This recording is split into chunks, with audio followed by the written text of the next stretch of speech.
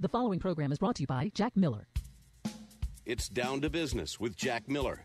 Forget what they teach you in school. This is real life, not Wall Street, but Main Street. A real show on what's really involved with starting and running a business, with all the ups and downs. Our guests will answer your questions and provide you with valuable information. Stay tuned and join in the conversation. When the earth was created, Hello, everyone. This is Jack Miller. So pleased to be with you again on this Thursday at 3 o'clock. It's great to, as I said, it's great to be with you. I'm here with our number one man, our main man, Todd Cohen. How you doing, Todd? I'm good. How you doing, Jack? Very good. And we have Ingrid, our beautiful, lovely switchboard operator, telephone operator, producer. She's dressed in blue today with her stunning olive skin and black hair. I don't mean to make her blush, but she looks very nice. I'm excited. We have a super good show today, Todd. We always have good shows, but today we have a guy by the name of Kevin Johnson who is like the Ballers. Did you ever watch Ballers, the show on HBO? I have seen it. He, I think, is like that guy. He has a great career, fascinating career, very inspirational guy. We're going to bring him on in a few minutes. And so we're talking sports. Two guys talking sports today, huh? Well, three guys. I'm one of the guys, even though I'm like half a guy. That's what I meant. Two guys talking sports and then you. I mean, yeah, that's right. I'm a half a guy. But the truth is I don't know anything about sports, but we're going to have fun with it. And I want to plug a couple of our sponsors first because I have to tell you, it's been a very exciting week in my office. First, I have to brag a little bit.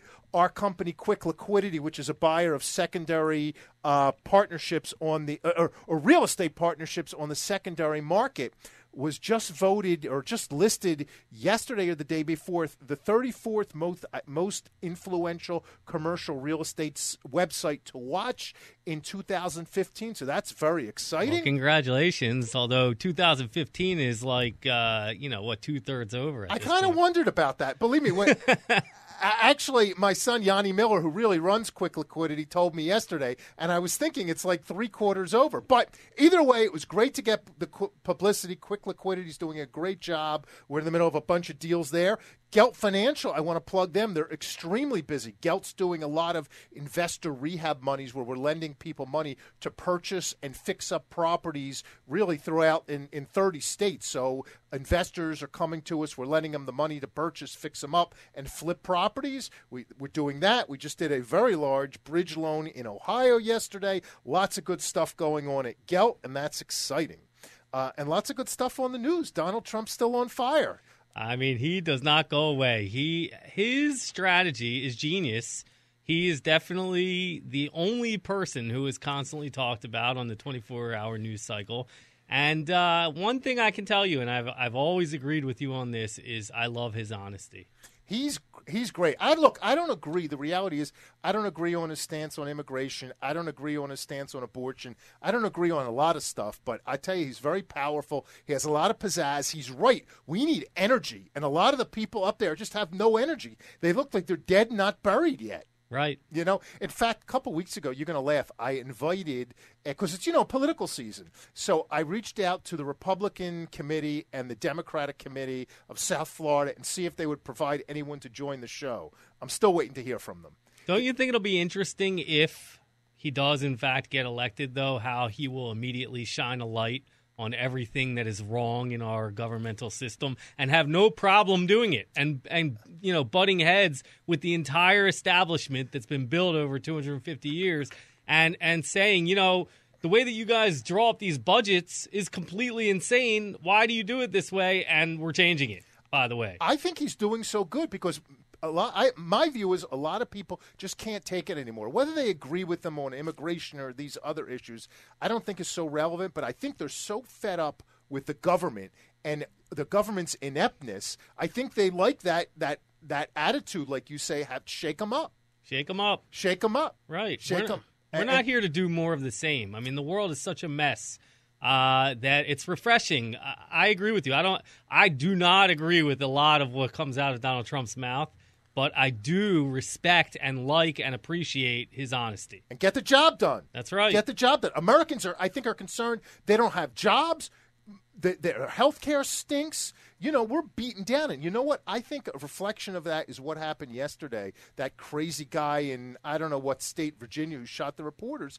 I think a lot of the country is coming unglued and unhinged. We're just beaten up as a society. And I know the people I speak to, which are business people all the time, they're all stressed out. It seems everyone I know is stressed out over something.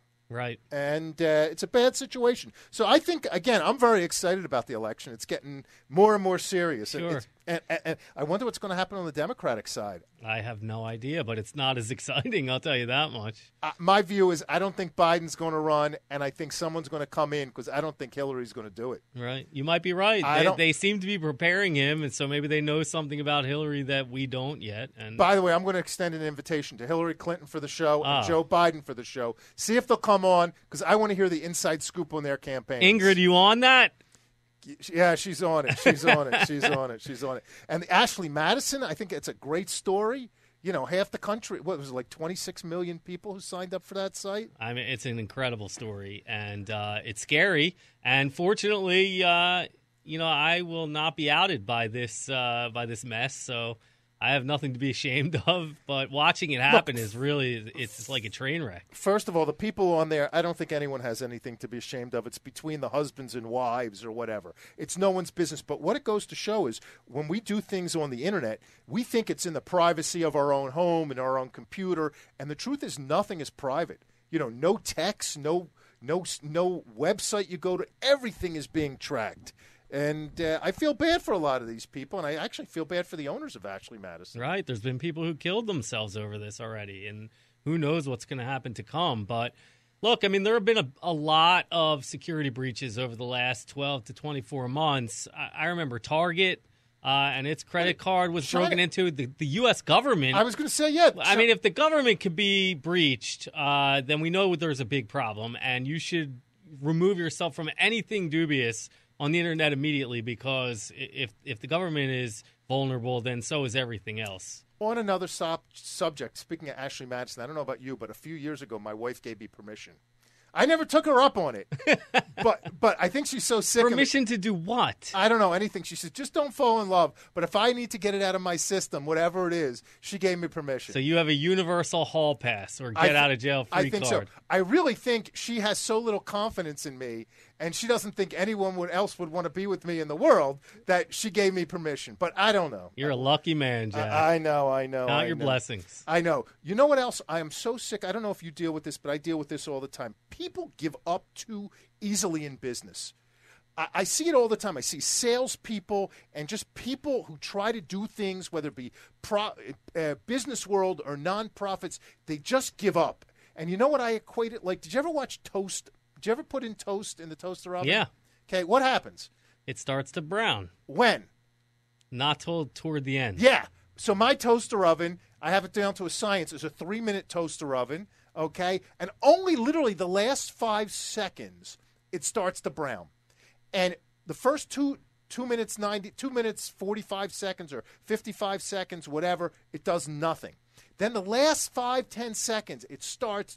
And that's how life is. And I think most people give up on things, especially salespeople, way too soon. They try something out. It doesn't work. I see them all the time. They're complaining instead of working. And I think people need to stop complaining and just start to work harder and work smarter and don't give up so easy. I think people give up too easy. In fact, I read a great quote on that. It said, "The big rewards come to those who travel the second undemanded mile," by Bruce Barton. I don't know who he is, but that's true.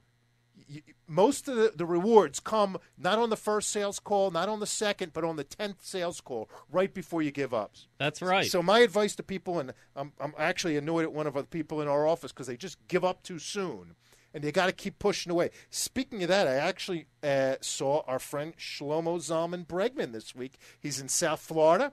We're going to play one of his clips, and we played it before. It's called what's it called? Be the Storm. You ready for that? Let's play that and we'll talk about it after. Hey everybody, how are you? Just a little quick clip. I'm on the road, on a road trip with my kids. Just wanted to share with you a quick message for the day. And that is, I want you to work on becoming two things that sound similar, but there's a key distinction. I want you to work on becoming the storm and also the calm within the storm. What do I mean? It's a deep concept, got some cute kids, but it's a deep concept to go with the video. But trust me, I want you to internalize this one. I want you to learn how to become the storm and the calm within the storm. What do I mean? If you want to become successful, you want to accomplish your goals, what you need to learn to do is become the storm. A storm of activity, a tempest of action, activity, motion, calls, emails, hustle, work ethic, go. You need to basically be a storm. When people come around you and you're doing your work and you're doing what you're supposed to do, I want to see a storm of activity around you. A storm. That's what you need to be. So when we see you doing your thing, we should see a storm of activity. But I also want you to be not just the storm, but also the calm within the storm. What do I mean by this, the calm within the storm? You might look very busy, a lot of activity, a lot of tumult, a lot of hustle, a lot of come, a lot of go, a lot of selling, a lot of buying, a lot of action. Whatever your thing is, you might look very busy. When you're doing that, might be a storm of activity, but you have to be this calm also, same time within the storm. Inside, you have to know what you're doing. Your actions have to be deliberate. You have to have a game plan, a focus, a strategy by which you're maximizing your resources to accomplish and being further into your goals. At the same time, key distinction, you have to be the storm. You also want to be the calm within the storm to make sure that you're not just flailing about pointlessly, but your actions are laser-like and focused in furtherance of your goals. Anyway, that's your message for today. I wish you a lot of success on your path to greatness, and we will see you the next time. Boys, say bye. I don't know about everyone listening, but I think this is so true. People need to hustle. People are complaining. People need to make it happen. They can't depend on other people, whether it be, for the government or their own livelihood. People need to create their own action and make things happen. So no matter reality, if you're in sales or you're in any business, really, you need to make pretend.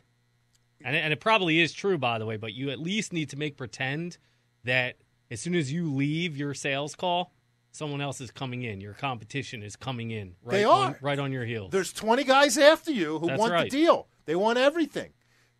But again, back to Bregman. I met him this week. He's a super nice guy. Up until now, I've only spoken to him on the phone and Skype, but he was just as pleasant to meet in person, and I didn't want to end